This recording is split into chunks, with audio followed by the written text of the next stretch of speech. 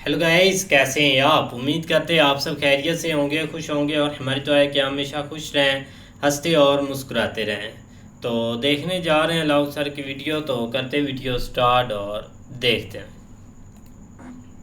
नमस्कार दोस्तों, DD rack के एक और रिएक्शन वीडियो में आप सभी का स्वागत है। मैं हूं आलोक। तो आज जो वीडियो मैं लेकर आया हूं नैला पाकिस्तानी रिएक्शन का वीडियो है। टाइटल है ओपन बॉर्डर फॉर 2 मिनट्स, पाक youth will be in India, public fight on show.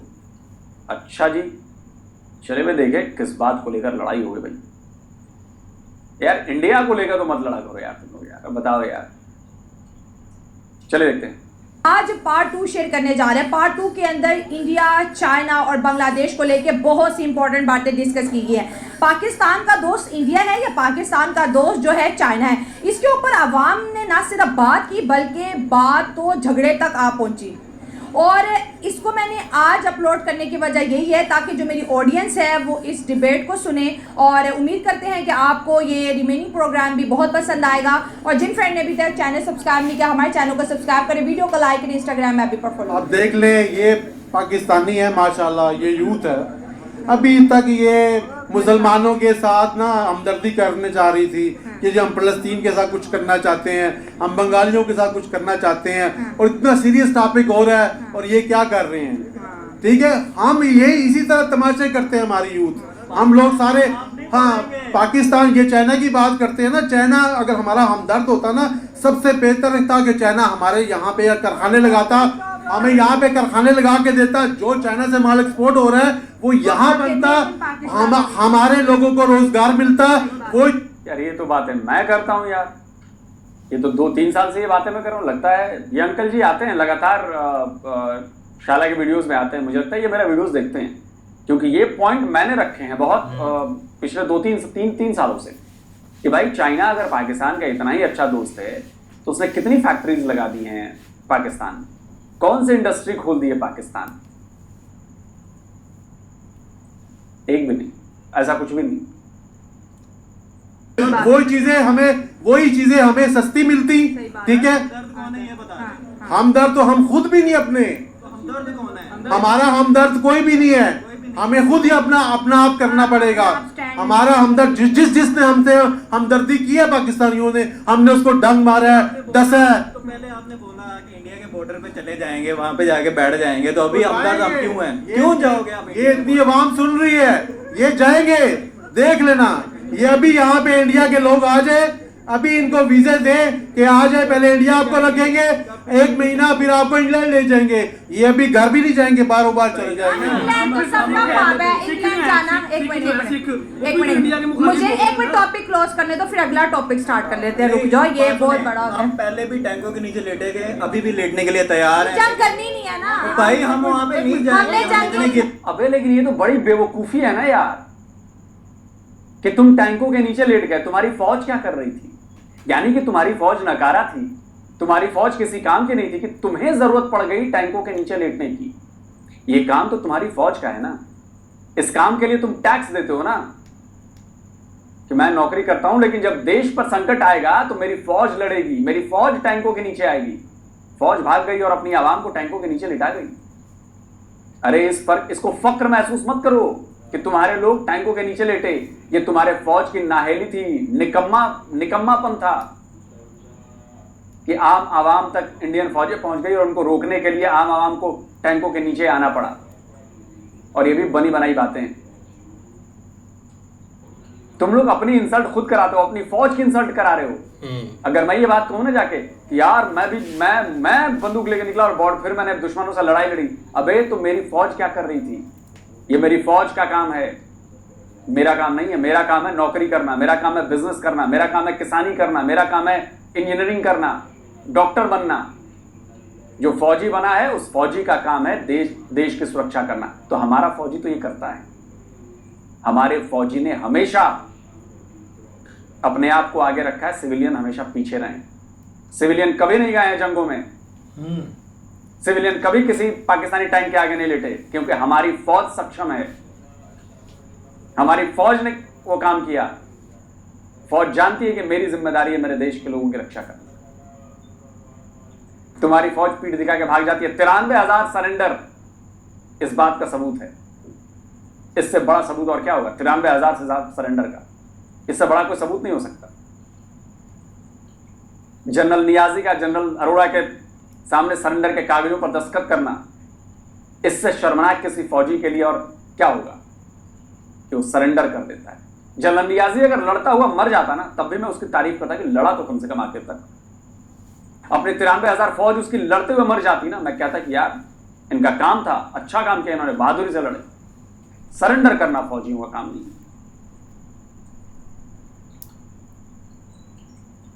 देखिए, एक होता है युद्धबंदी कि लड़ते लड़ते गए, दुश्मन की सेना आई और आपको बंधक बना लिया, पकड़ लिया आपको, वो एक अलग चीज है।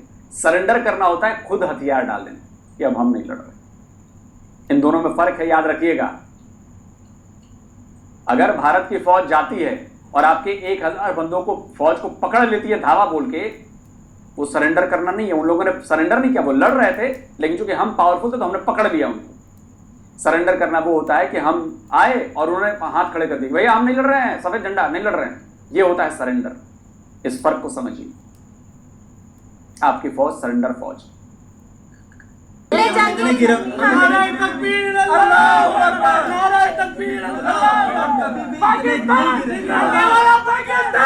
मरेंगे, पाकिस्तान में रहेंगे, भूखे मर जाएंगे, लेकिन कभी भी इंडिया के बॉर्डर पे जाके रोज तो खुदकुशियां लोग कर रहे हैं। जैसे लोग जाते हैं, आप जैसे लोग जाते हैं। अच्छा देखो, एक मिनट, लड़ना भी इतना अच्छा प्रोस्पेरस टॉपिक था, डिप्लोमेसी पे बात करें, आप लड़ना शुरू हो गया है चाइना से, अफगानिस्तान से। ये हमेशा वो लोग बात करेंगे जिसको सब कुछ मिल रही है।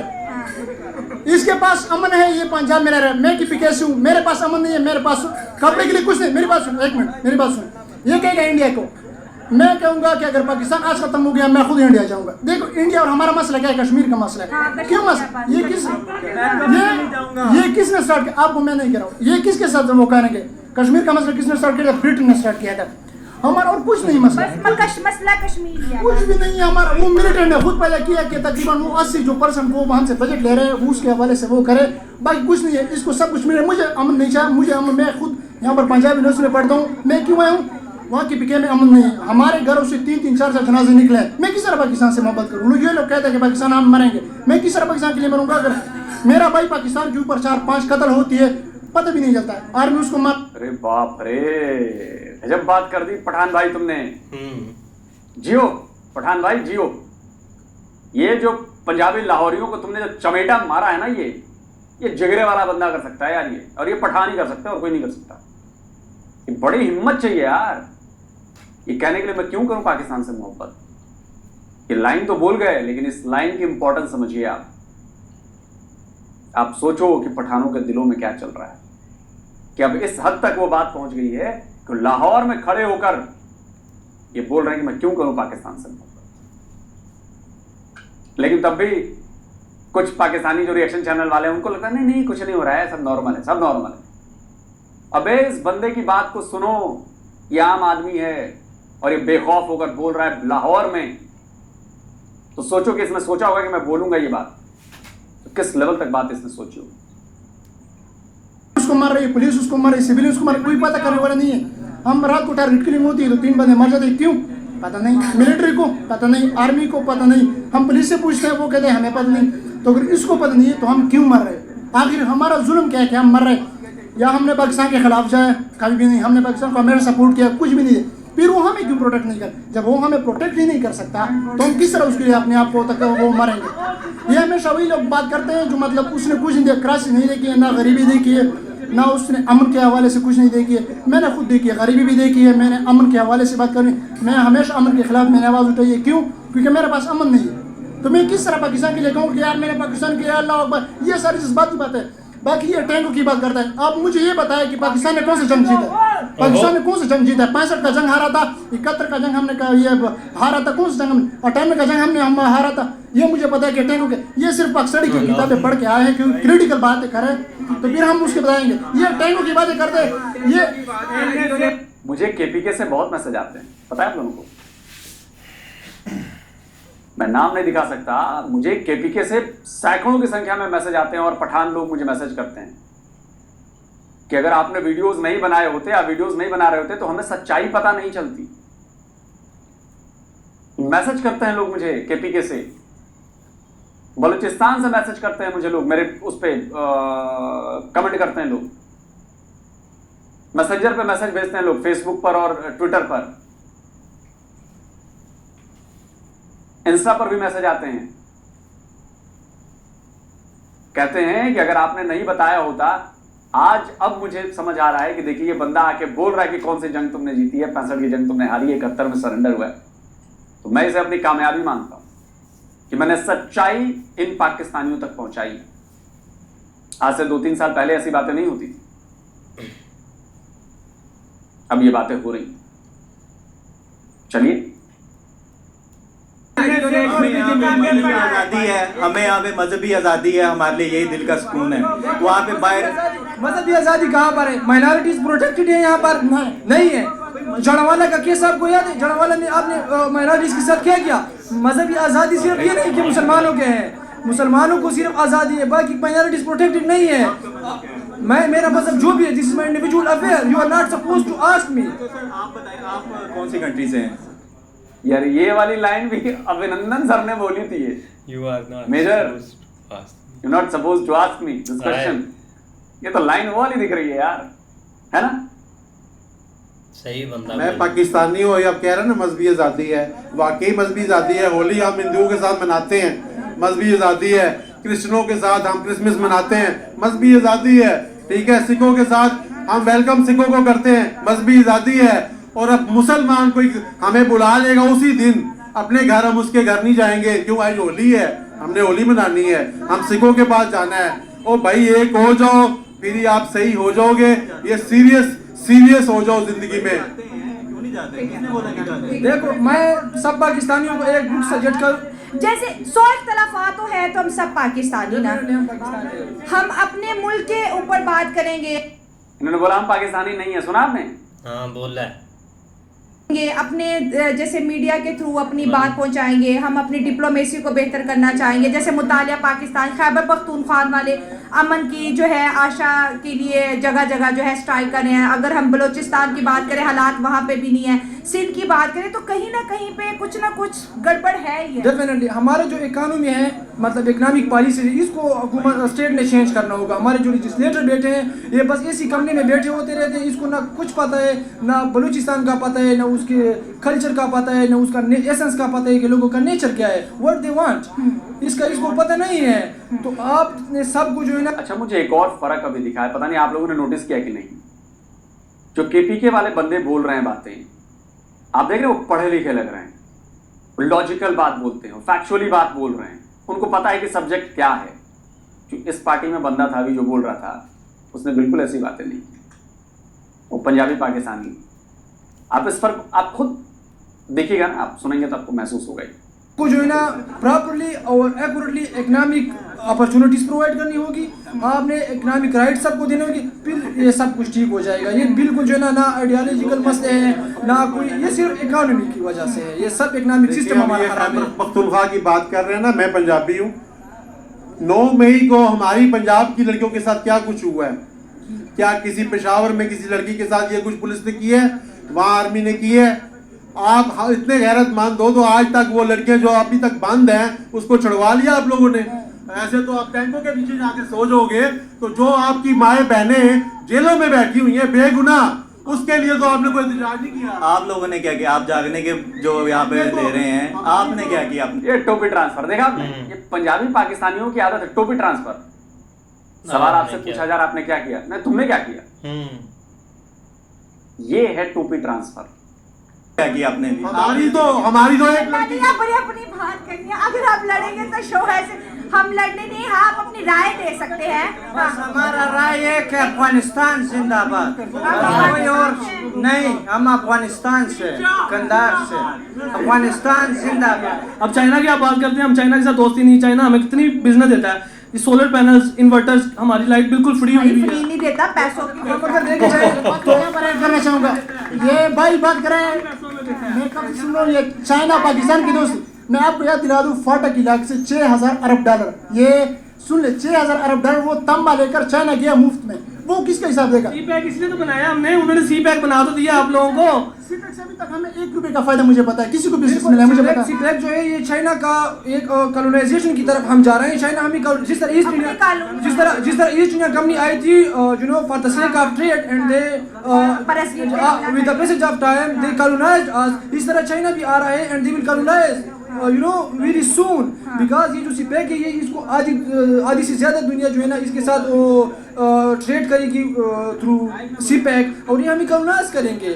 ये चाइना जो है ना ये कोई हमारे लिए बेनिफिशियल नहीं है, ये हम इससे कोई फायदा नहीं है। मैं तो यहाँ पर ऐड करना चाहूँगा, आप चाइना के देखिए, चाइना की एक पॉलिसी है कि वो जिस मुल्क को कर्जा देता है वो फिर क्राइसिस में जाता है, जेब से श्रीलंका को दिया उसका बेड़ा उसका बेड़ा गर्क, पाकिस्तान को दिया पाकिस्तान का बेड़ा, तो पहले से बिगाड़ के, लेकिन अब ज्यादा हो गया।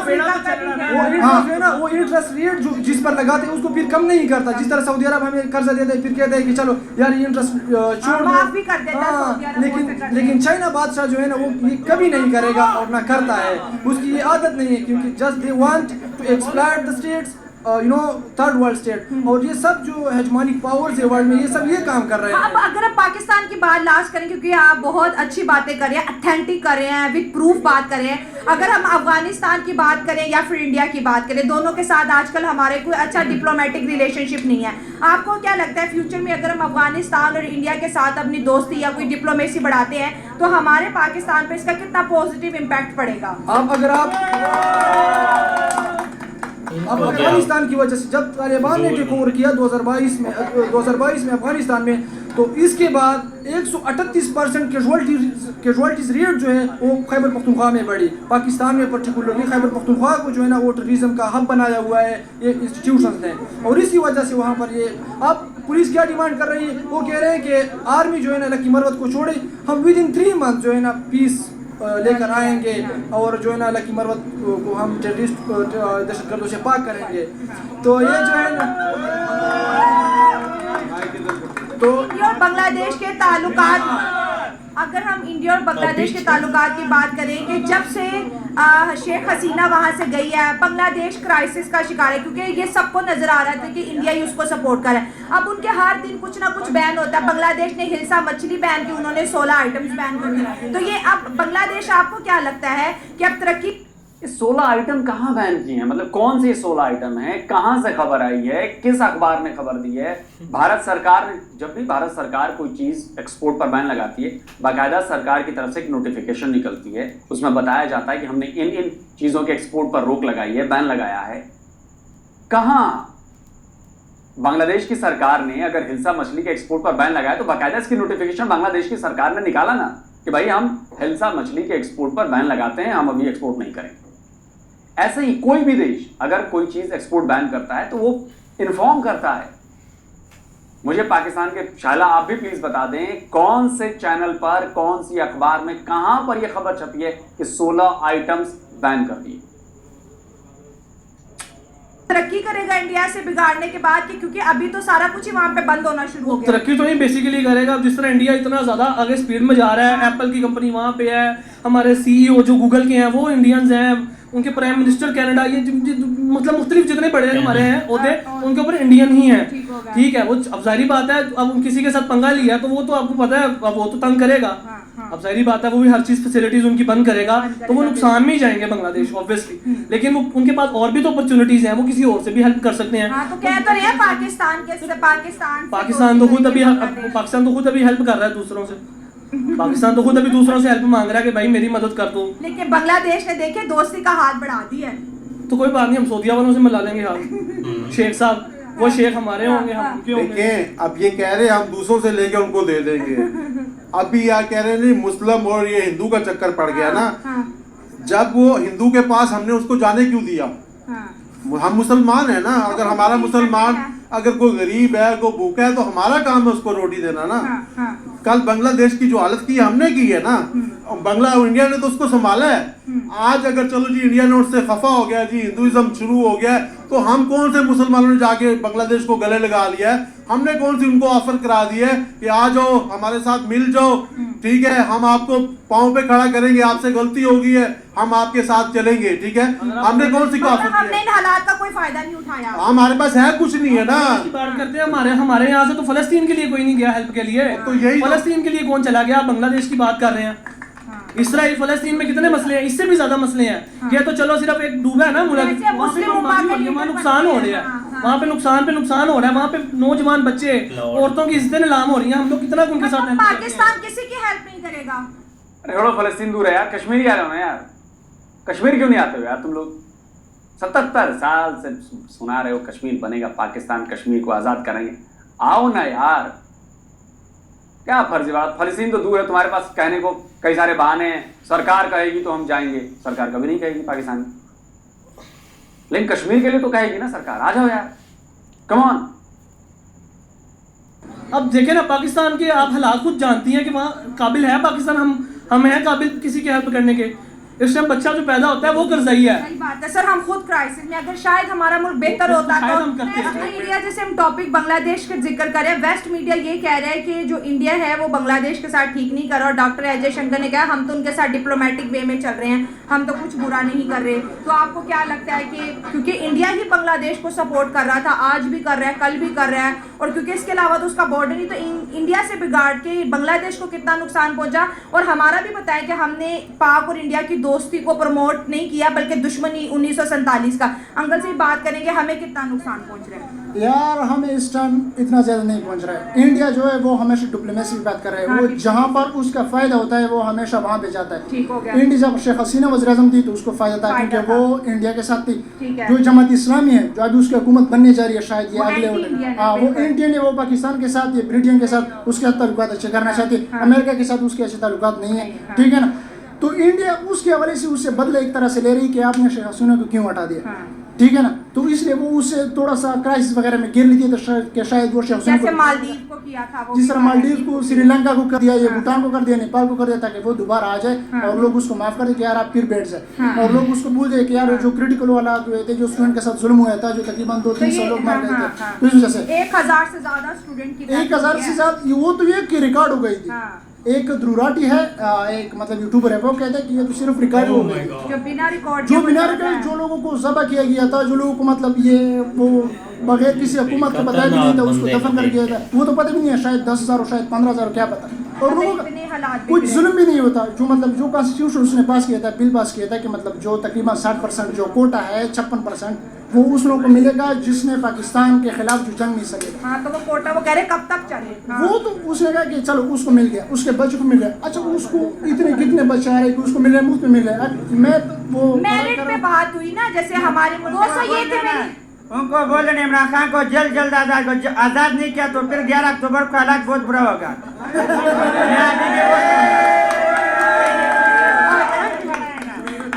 चलो रिया करो भाई, वीडियो खत्म करते हैं।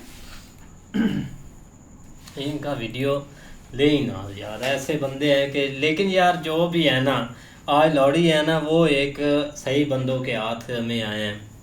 मतलब पहले आपस में एक मिलजुल जाते थे, इधर उधर का बंदा बीच में होता नहीं था, तो काफ़ी ज़्यादा इंडिया के अगेंस्ट जो बातें बोल दी और इधर उधर से निकल गए, कोई बच्चे आ गए, कोई फलाना आ गया, कोई आ गया। लेकिन आज 2-3 बंदे हैं ना, वो ठीक खड़े थे। ऐसी उन्होंने बात की है कि इनके मुंह से यही निकल गया कि आपने क्या किया है, अगर हमने नहीं किया तो आपने क्या किया है। ये उस वक्त ही बंदा बोलता है कि जब उसके पास ना कोई बात होती है, ना कोई आगे लेके पास प्रूफ होता है। अब बड़ा मसला ये था कि वो बोल रहा है सी पैक। अब सी पैक की तो 500 वीडियो हमने भी बनाई है कि चाइना को कैसे एक वहाँ से लूट मार रहा है या क्या क्या चीज़ें वो कर रहा है। और सी पैक का कोई 0% भी ना तो अभी फ़ायदा हुआ है, ना वो अभी कोई कंप्लीट हुआ है, ना कोई वहाँ पे काम हो रहा है, बिल्कुल बंद है। वो देते हैं पैसे, इधर उधर से घूम के वो फिर चाइना चला जाता है, इनके ऊपर वो कर्जा चढ़ जाता है, इंटरेस्ट पर इन्होंने वापस करना है। मतलब जो भी है ना, जितना भी पैसा आ रहा है तो वो तो अब वापस वही चाइना ही जा रहा है। लेकिन फिर भी एक इनकी बातें सुन लो, हमने ये कर दिया, हमने वो कर दिया, कभी युद्ध पे चले जाएंगे,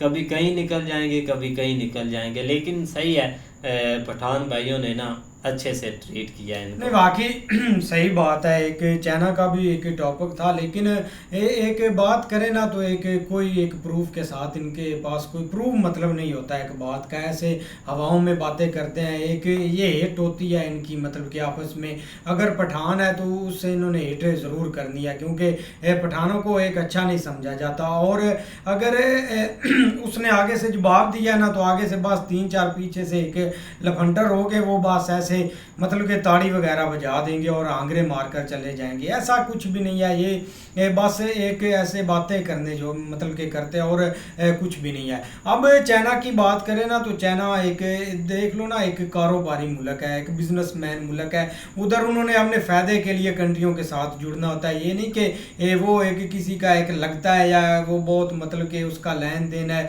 और जब मुसीबत पड़ेगी आपके ऊपर खड़ा होगा, ऐसा कुछ भी नहीं है।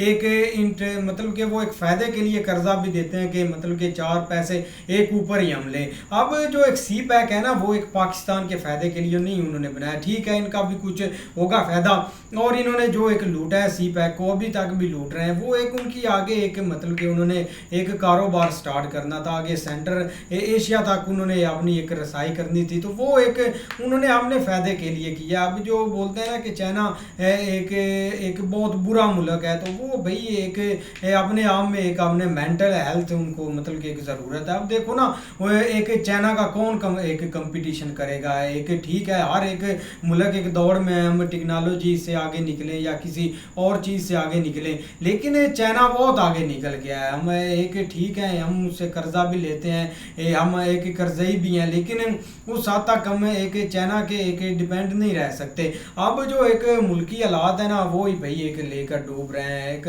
हर बंदे को कभी एक किसी का मामला उठ जाता है। अब जो हमें सबसे बड़ा खतरा है ना वो एक अपने आप से है, जो एक हमारी फोर्स है उनसे एक खतरा है, क्योंकि वो कुछ नहीं करने देती, किसी को नहीं करने देती। वो तो भाई ये एक मुल्क है और उसमें एक गुंडे घूम रहे हैं, चाहे जो भी हो जाए, चाहे इसमें एक पंजाबी है, पठान है, बलोची है, चाहे जो भी हो जाए, भाई जो सर उठाएगा वो उसको ही कुचल देंगे। नहीं ऐसे ही है, लेकिन ये कि भाई एक बिल्कुल उन्होंने लॉजिकल बातें की हैं जो कि एक सेंसिबल लाग भी रही हैं कि एक लड़के पढ़े लिखे थे दोनों, और तकरीबन वो एक जियो पॉलिटिकल जो है ना वो थोड़ा बहुत जानते, थोड़ा बहुत तो नहीं काफ़ी हद तक जानते भी थे, और उन्होंने एक बहुत अच्छे तरीके से उनको जवाब दिया। लेकिन हमारे उसने सही बात की है, ये इमोशनल हो जाते हैं और इमोशनल नारे वगैरह वो देल उसके सामने लगा रहे थे, लेकिन लॉजिकल बात किसी के मुंह से भी नहीं निकली।